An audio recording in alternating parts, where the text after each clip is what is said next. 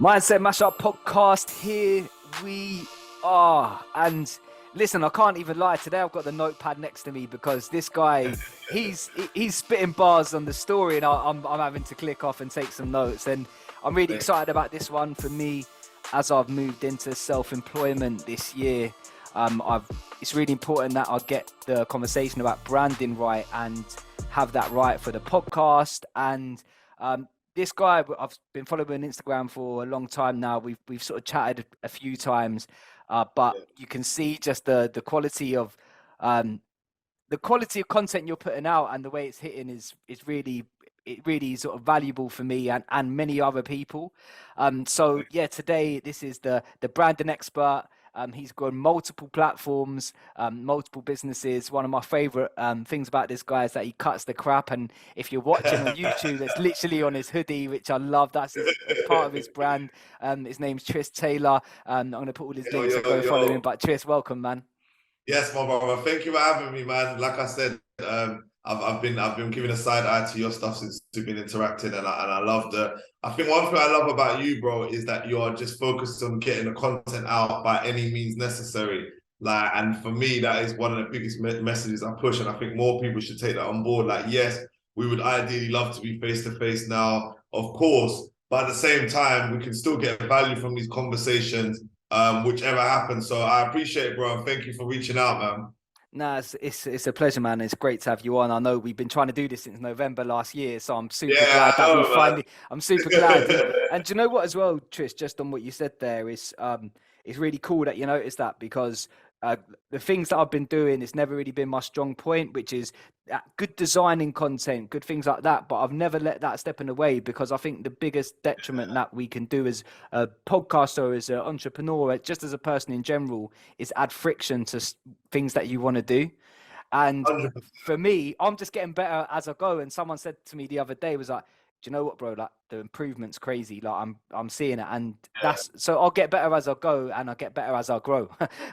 But Even uh, even jumping on here, I can see the improvement, man. I'm seeing lighting, I'm seeing, yeah, I'm yeah. seeing it, man. Yeah, man.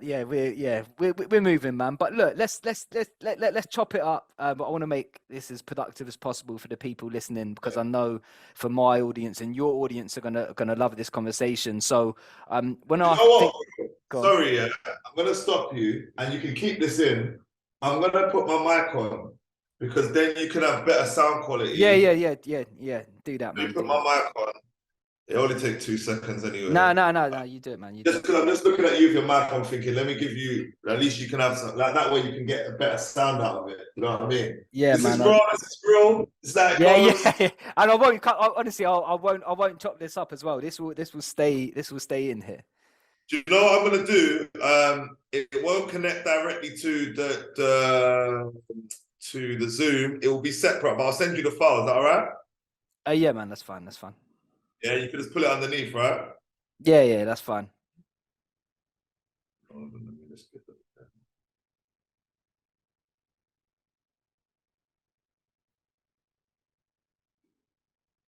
Well, I should have Like, said do that you at know? the No, beginning. no. Do you know what? Just while you're doing that, let me just tell people about your journey, Tris, just so people understand why this Yeah, conversation. So, so Tris Taylor said he can't follow him. Go do that. But this guy uh, dropped out. I know you dropped out of uni and you started really killing the uni scene as a DJ. And then from there, I know that you started signing on at the job center. So it hasn't all been success. It's been nice, but it's been in the trenches. And then from there, started a PR company, and worked along the likes of Adidas, MTV, Link Up, and play and sort of like big names. Uh, got into advertising and sales. Well, I know you've learned some good skills. I know you've been talking a lot about that recently as well. And yeah, I just want to sort of start. You also grow a platform called Grow Daily. Again, another platform that you've grown, that you sort of prospered in, but more important, that you've created off your own back. I know another 500k in sales. That's probably a lot bigger than that. Um, Created Rap City again. Then lockdown happened. Then you moved to Dubai, which I believe is where you are right now. yeah, And yeah, I won't talk all of it, but I know the most recent project is In House, which you yeah. started, which That's we're right. going to jump into. So, but yeah, I suppose like the first question, as I said, the content that you've been putting out is a lot about branding, a lot about sales, and people would argue they don't go hand in hand, but when you get both of those right, it's probably the foundations of a successful business. So, if when I want to ask you that, what is branding?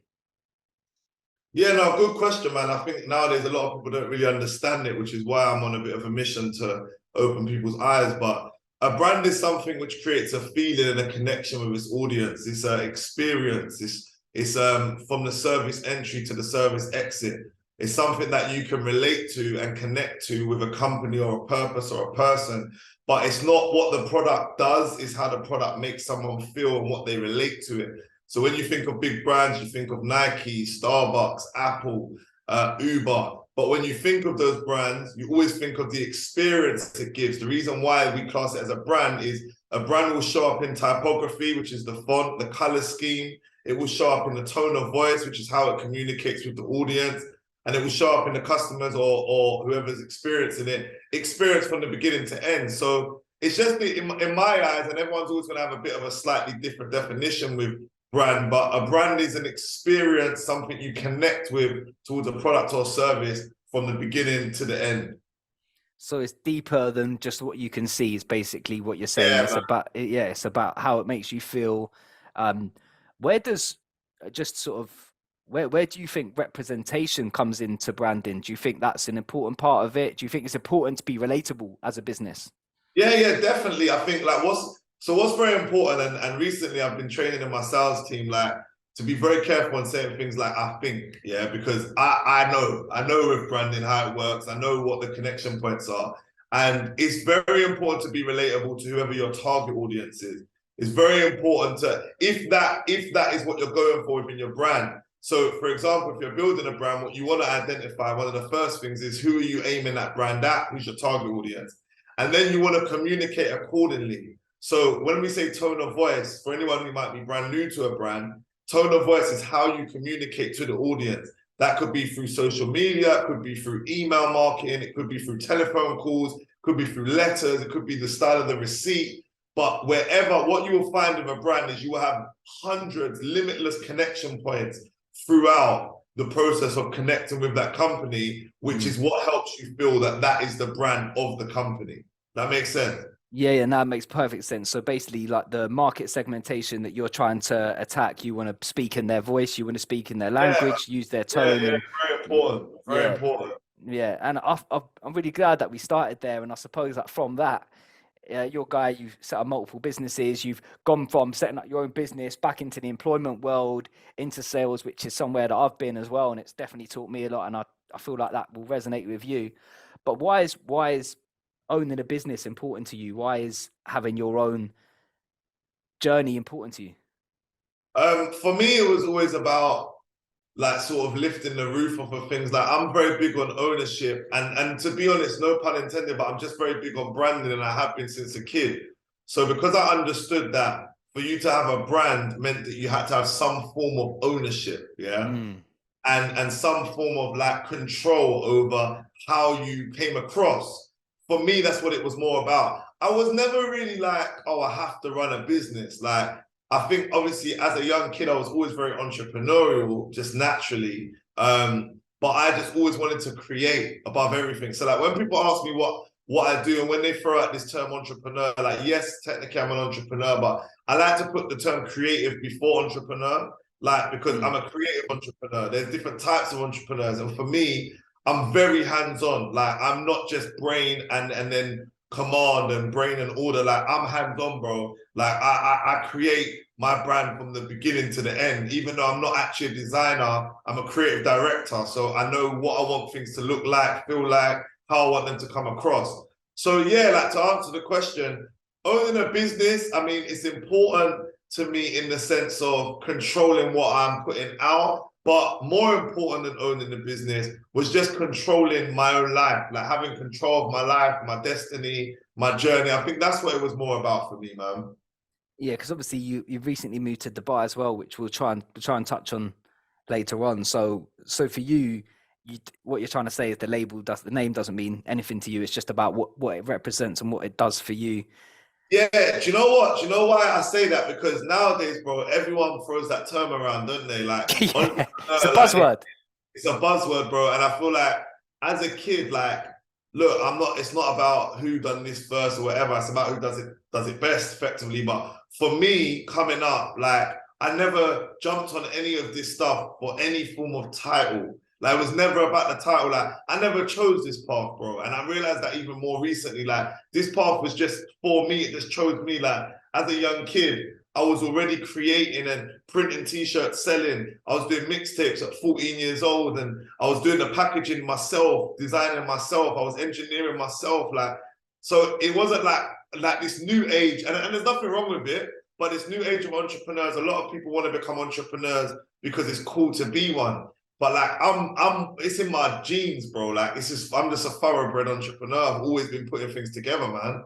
Yeah, do you know what? It's interesting you say that. I've done a lot of these now. A lot of these podcasts, and I can definitely hear and see a difference. And one thing, which has just literally come to my mind as we were speaking, then was, I think entrepreneur has become a brand in itself, and Yeah, people yeah. want to feel the brand. Do you know what I mean? They want to feel like I'm wearing, like people watching YouTube that see that I've got like the Jordan jumper on right now, and that's Yeah, so I'm wearing that brand. But I think entrepreneur has become that for a lot of people, you know, like yeah, they want yeah, to yeah. feel it, they want to be it because of the stories that come with it, because the way that's making people feel, what they're advertising, that what it does for them online.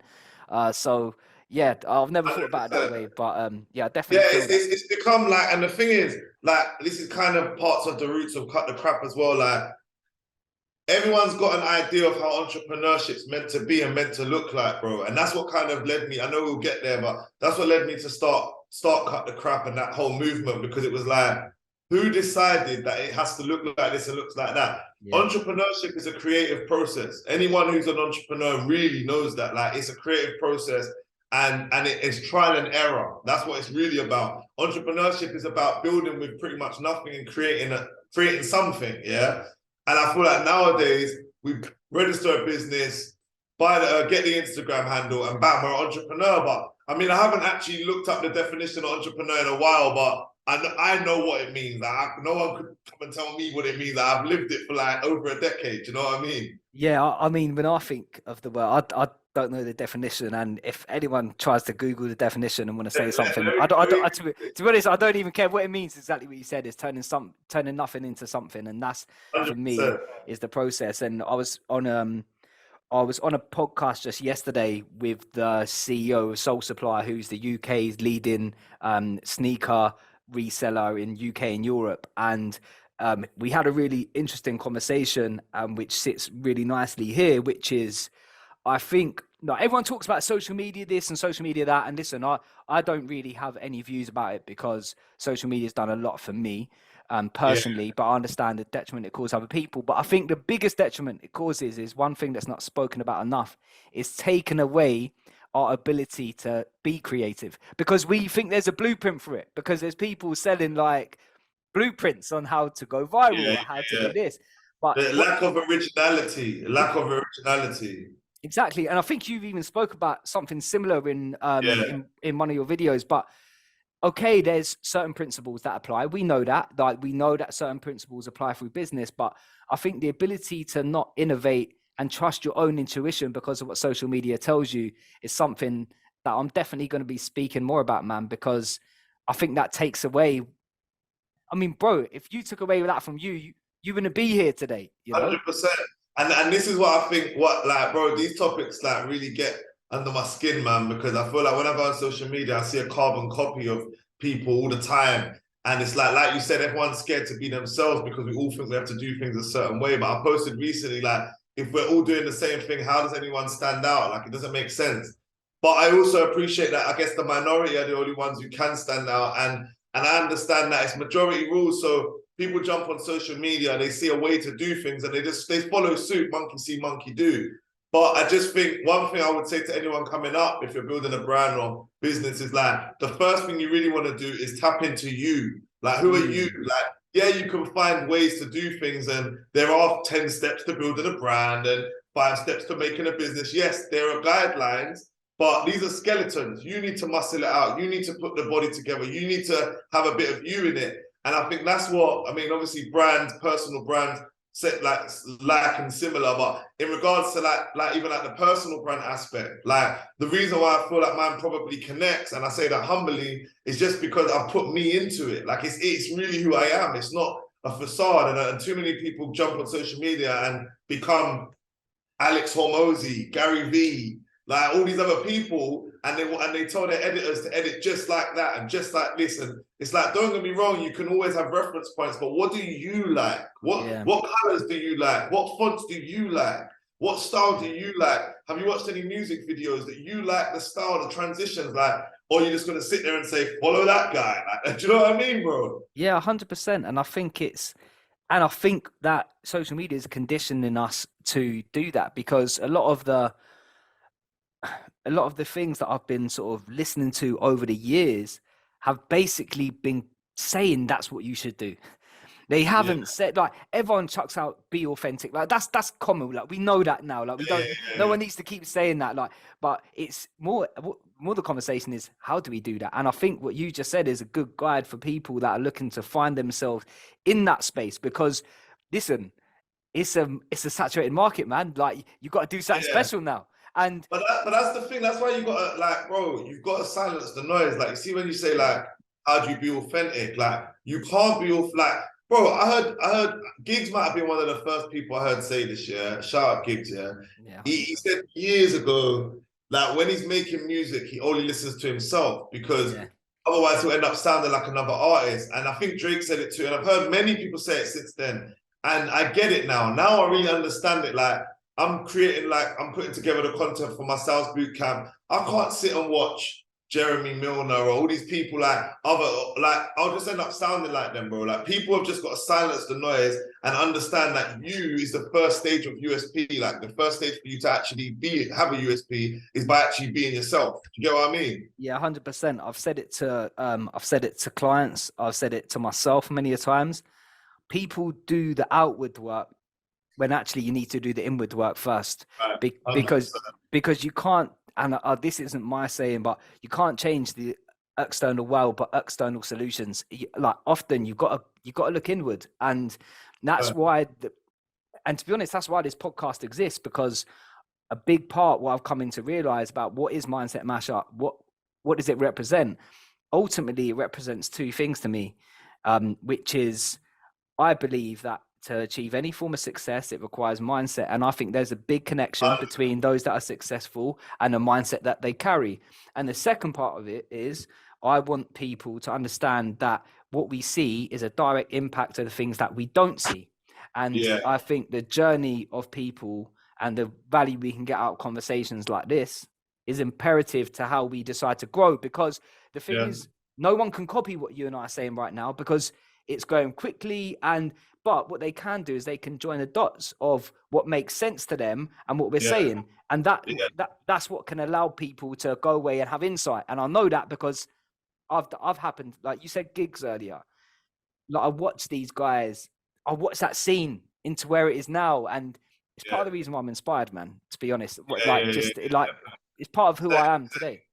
100%. Yeah, same as well, man. Me too. But look, let's go on to, like, I want to try and pack as much as I can into this, however long we've got. So we spoke a little bit branding, and you spoke about finding yourself to really create the USP and what can influence that. You've also spoke about, like, the journey of, we haven't really spoke about, like, your journey, which I'm interested to hear about.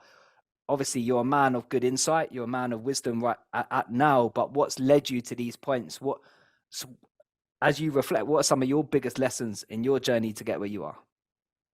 I mean, for me, one of the biggest things I mean, is a consistent journey, but something I'm a lot better at now that I wasn't before. And now I think with age, I teach it to a lot of the younger generation, is patience, bro.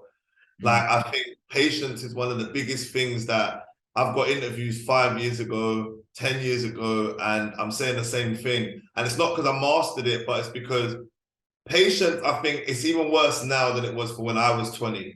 Like, now, coming up as a 20-year-old, to have patience is like, why should I be patient when this guy just made XYZ overnight, or this guy's just got XYZ followers overnight? So for me, bro, If I look at the journey and the biggest lessons, I'd say patience.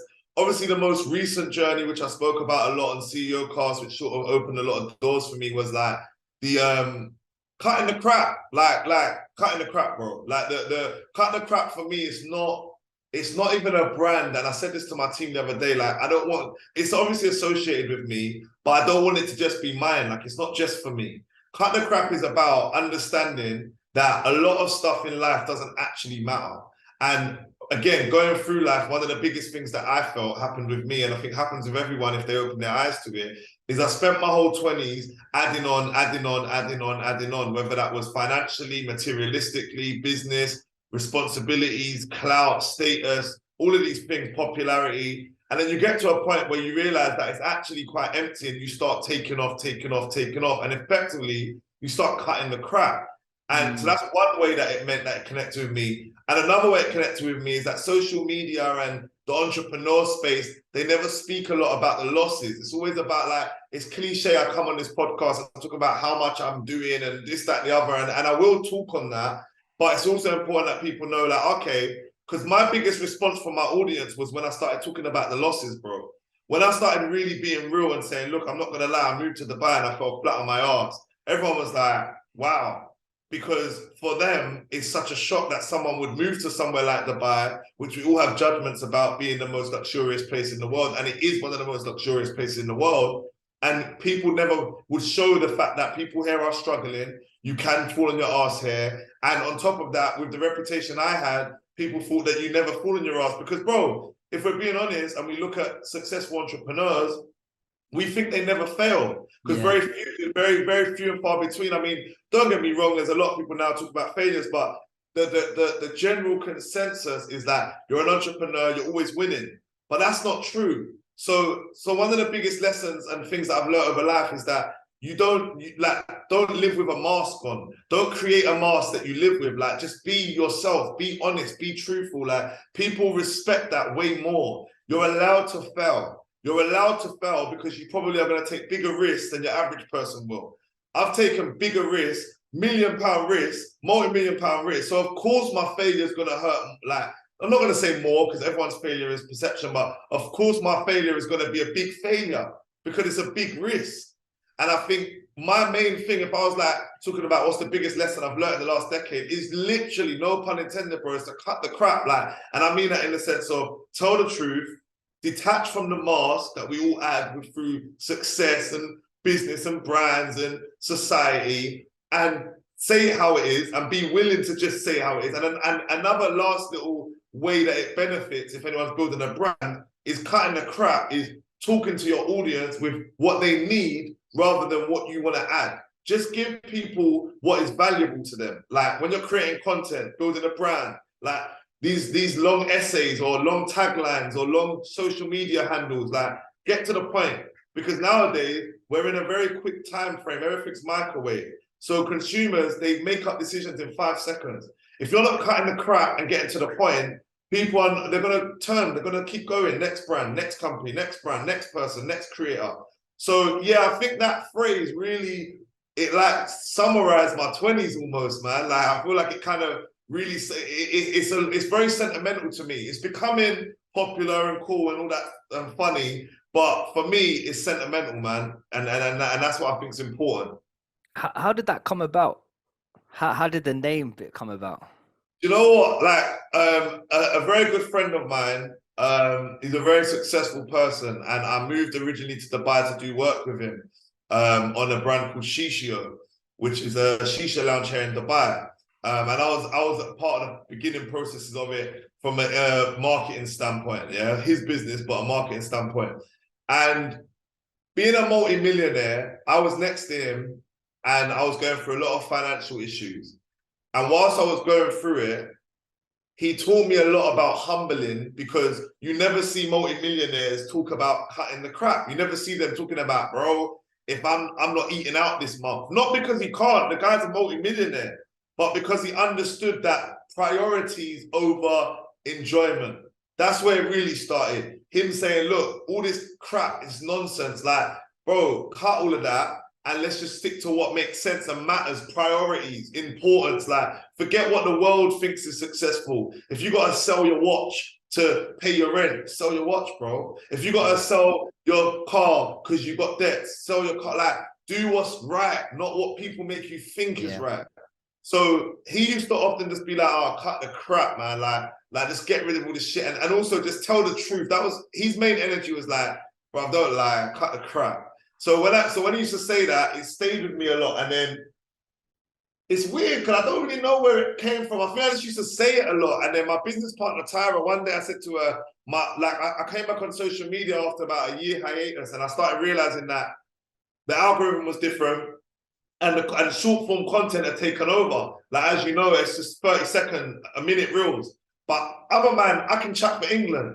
So I didn't like all of that. I wanted 3-minute videos. That's where I come from. I come from social media when we was doing 3-minute videos. No one will tell you nothing. And we're not doing these quick edits, captions. Like, we were just sitting talking. So she was like, yeah, like one of my editors, big shout out to Aura. He said to me, I think we should start snipping it up where you're getting to the point. And then Tyra said to me, yeah, you need to stop cutting the crap. Because she used to hear me say it. So I was like, ooh, cut the crap. Yeah. I was like, cut the crap. And then from there, it's a good story, to be honest, because from there, and this is good for anyone doing a comeback or even starting on social media, because some of the people that I do consultancy with, I've got some of them doing the same thing.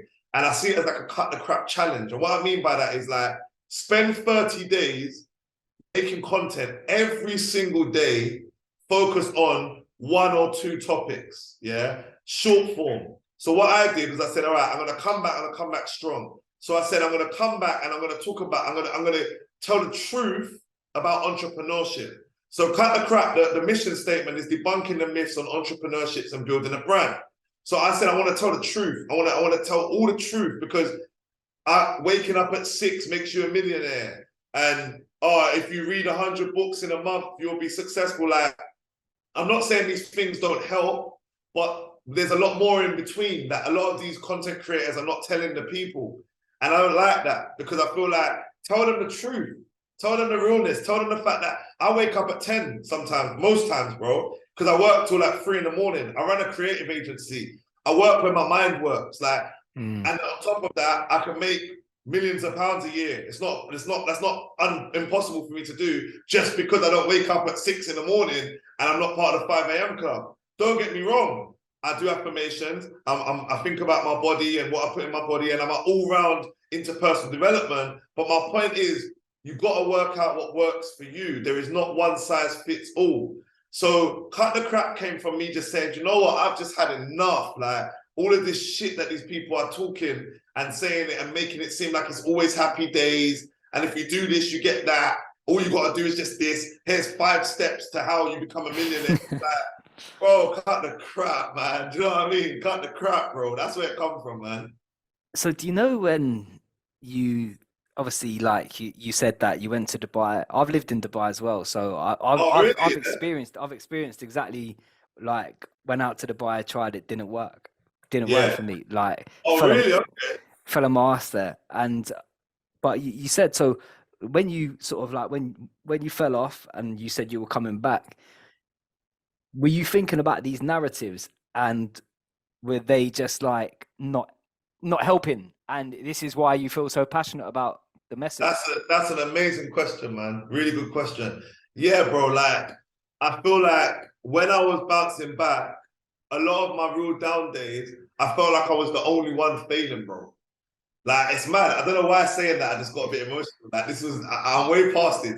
But I think the reason I've got a bit emotional saying that is because recently, I don't know if you saw my post yesterday, like, I've got to a point where, like, bro, I'm getting emotional. I got to a point there where I'm so grateful that I went through all that, because now, bro, like, glory to God, bro, I'm in a position where I do social media full time.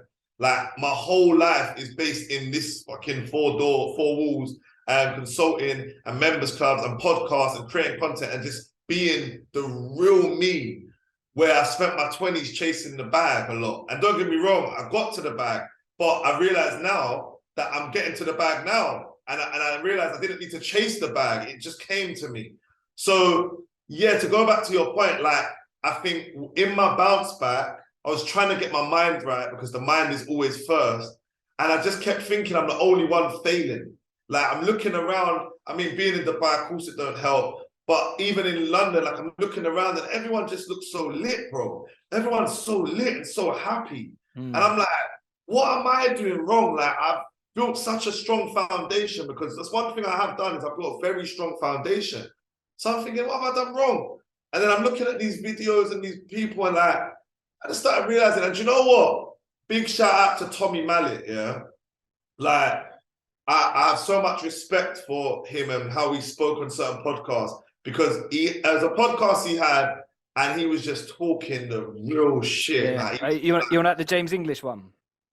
yeah, that was one of them, and the other one was on CEO Cast, yeah? Yeah. It was just like, and even on Winner's Circle, yeah, he was just like, people look like they're having it off, but they're fucking not, yeah. He's like, they fucking not having it off, yeah. Sorry, I don't know if you sorry for the swearing. It's fine.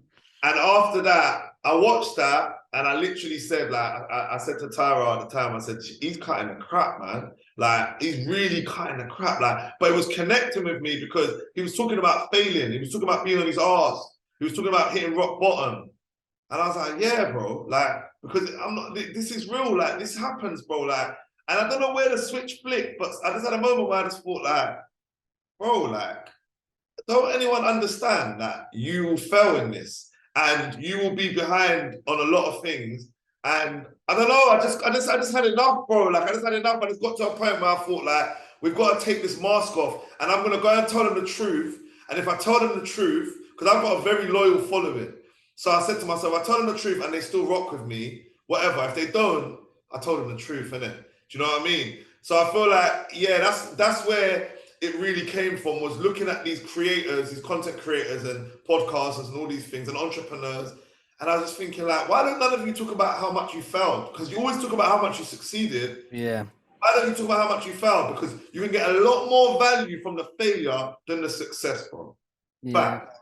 So why are we talking more about the success than the failure? I think someone should create a channel called Failures Are Us, bro. Literally. Like, I'm thinking of that now. And just literally do a series of failures, bro. I think there's way more value in that, which is a brilliant idea, by the way. But there's way more value in that than there is in success. Yeah, and I just wonder if people would sit with that message, as in and I wonder how that can be authentic throughout the whole way. Because listen, like one of my favorite like attributes about myself is that I do not care about the outcome. I have no attachment whatsoever. Yeah. And I don't actually know. Actually, I do know where that's come from. I won't get into it on this podcast, but maybe I will in another one. And it baffles me when people are scared of failure, because I wonder if it's failure they're scared of or judgment. Because my best ever like comebacks, and like I love the feeling of like, right, nice, I'm gonna get mine now. Sometimes I've just got bare energy run through me. Sometimes I actually need that more than I just need motivation. 100%. Bro, that's how I feel. That's me. I get the power of that. Like right now, that's why I get emotional a lot recently, because I'm like, fucking I'll beat you lot, man.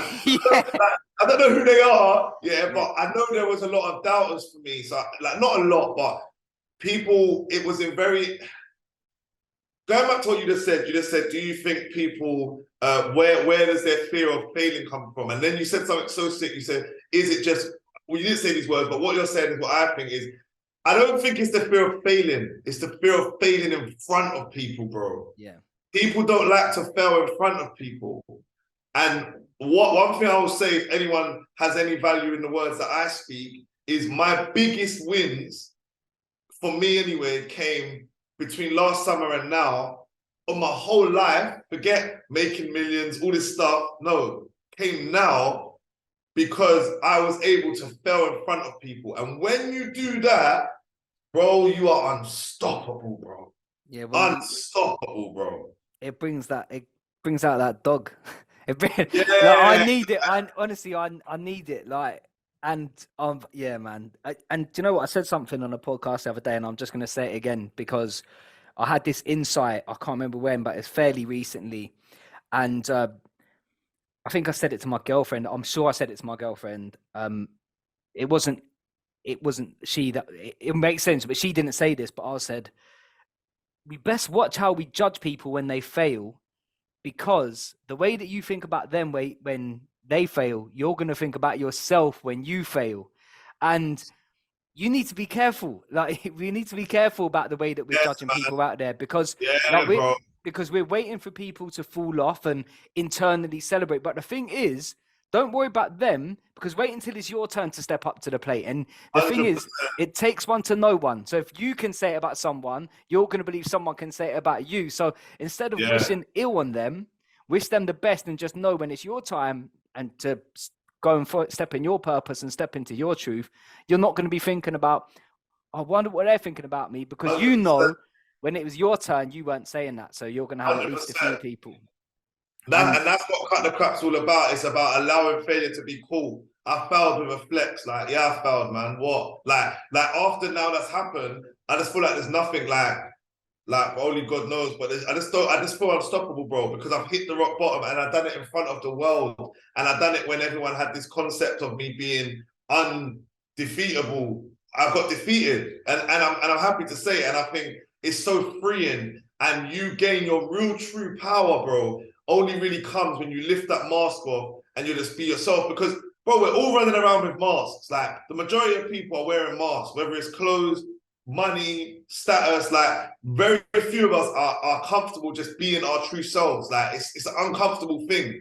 And many of us don't even know our true selves, let alone to actually show that publicly. yeah, and I think that's an important point. And I Yeah, suppose that relates back to what you said at the beginning about sort of about branding and things like that. You got to know yourself.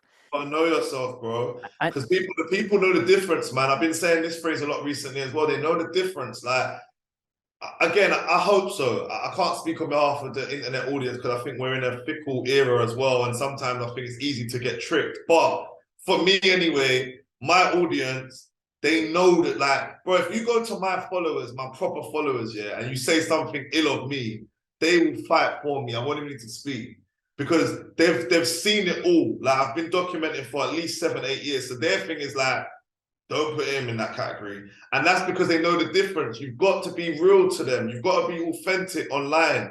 People will eventually lift up your skirt and you'll get exposed, bro. And even if it doesn't, it just won't connect with the audience like it would have if you was authentic. yeah, I'm a true believer of that. You can't fake the work anyway. It will always the result because whatever you what's the saying, like whatever you sow is what you Yeah, get. And yeah. whatever, like for example, you're not gonna I'm not gonna get wham if I sit on a sofa all day.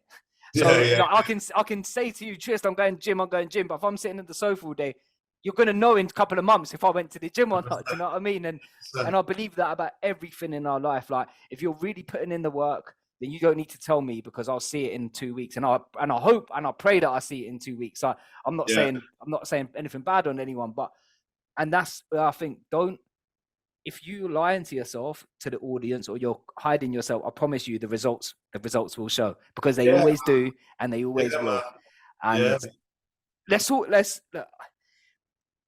about mindset because I feel like a lot of what we're saying on underlies what underlies this is mindset. yeah, And I think to talk about the things that we just spoke about, we're speaking and we're flowing and we're firing off loads. But the truth of it is, a lot of this comes based off of our mindset. You yeah, spoke about God. I'm a man of God. In the podcast previously, I spoke about God, and that's definitely a foundation for me. But in regards to your mindset,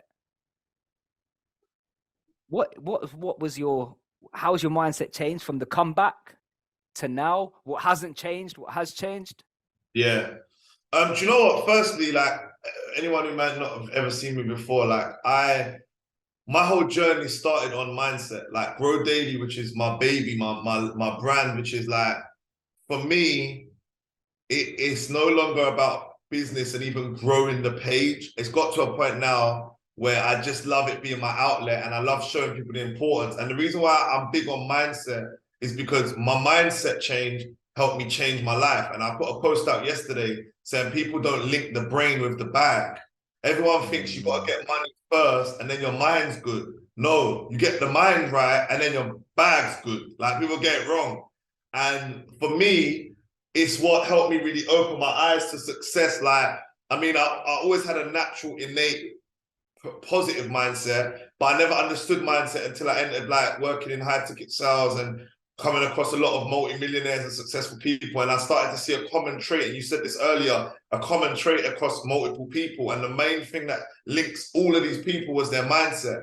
So for me, I've always been a positive person, always. I've always thought that I could rule the world. Like, I've always thought unrealistic to most people things. I've always thought it. I've always believed it. And I've got to a point now, I think, where my mindset changed.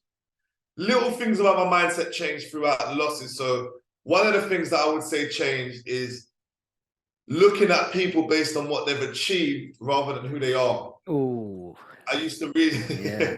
I know, I used to really be, because we do say it a lot in mindset, and don't get me wrong, it is important who you surround yourself with, and you don't want to be the fifth friend of an unsuccessful friendship group, of course. But at the same time, we can learn something from everyone, and it's the ego that makes us think we can't. So one of the biggest mindset shifts that I had in my journey was understanding the part that the ego plays. Now, anyone who's followed me, like, I'll put this disclaimer out there. I'm a walking imperfection. We all are. So you might watch a video 6 months ago, and I may have said completely remove the ego, but I've learned more now, and the ego does play a good part as well as a bad part. What is more important is that uncontrolled ego can take control of you. And if you start making decisions on an uncontained, uncontrolled ego, and I even hate using the word controlled because that is an egotistic term within itself. But anyway, I won't get too deep. But from an uncontrolled ego, like, that's where you can get off the rails. And a lot of my downfalls in business were my ego led first. I built my business based on my persona rather than the other way around. And your persona and your business are two very different things. Yeah. They shouldn't even be connected. Who you are should not be connected to what you have. Should have nothing to do with that. So now, and I said this to someone the other day, imagine if you could experience yourself.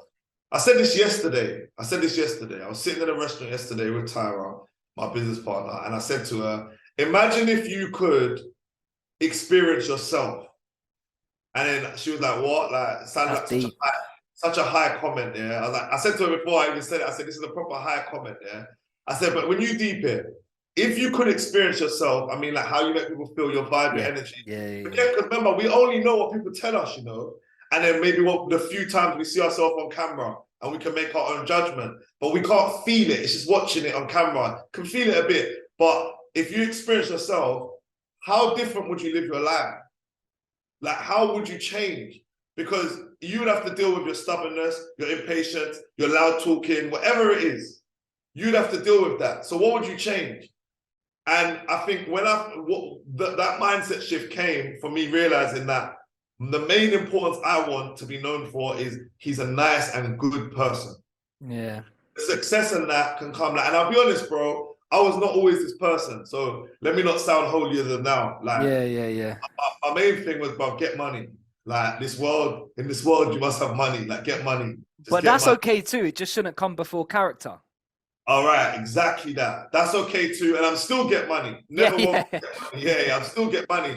But I understand that I'll be honest, and this is gonna sound so woo-woo, there's no money like the money that comes from being a good person, bro. Yeah, 100%, man. And take that from someone who hasn't always been a good person in certain decisions.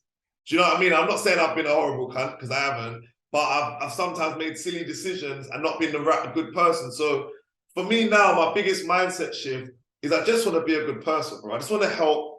I just want to do good, and I want to bring value to the world. And the rest is whatever, man. Like, the rest is whatever, bro. Do you know what I mean? The rest is a bonus. That I think Inky Johnson says it, man.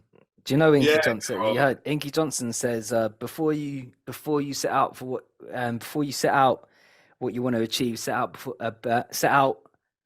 what you want to become.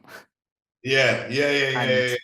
Like, because they intertwine, man. And Yeah. yeah, deep. That's deep, man. And look, Yeah, I know it got real deep there, man. yeah, no. I was like speechless for a little minute there. Do you know what I mean? And no, do you know Yeah, what? man. Do you know what? I think there's so many points, and I'm just thinking that as we begin to wrap this up, if you wanted someone to take one thing from this podcast, one thing that they can go and put into their life today, what would it be? Bro, I know it sounds so cheesy, but cut the crap, man. And do you know why I say that? Because I think that phrase can mean a lot of different things to Yeah. different people. You could be young right now, and all you're focused on is the latest drip and buying a bust down rollie. Cut the crap, because there's a lot more important things, and you can get that at a later stage. You could be top of your game, balling out, and all you're focused on is balling out. You still got to cut the crap. You could be broke on your ass, and you're trying to get back up. You got to cut the crap. You got to cut back. You got to let go of certain things and just get out of the mud again and eat shit a bit, like Gary Vee says, and just get out of the mud. And you could be whatever it is, whether it's diet, cut the crap. Whether it's mindset, cut the crap. Your friendship group's wrong, cut the crap. Listen to the wrong music, wrong advice. Like, heart's in the wrong place. Do you know what it Like, means to me? do you know what? I should start asking people that. That's a really good thing you said. Go on. I've been thinking about this throughout the conversation, and like when you said cut the crap so many times, so what it means to me is forget what societal or environmental or political narratives might tell you. What does Yeah, it mean to you? What does it yeah, mean to me, yeah, George? yeah. And and I don't know why, bro. That's really sat with me Nah, I because love that. I love that. I think it's so easy to go of what to try and fit our perceptions of things into other people's perception.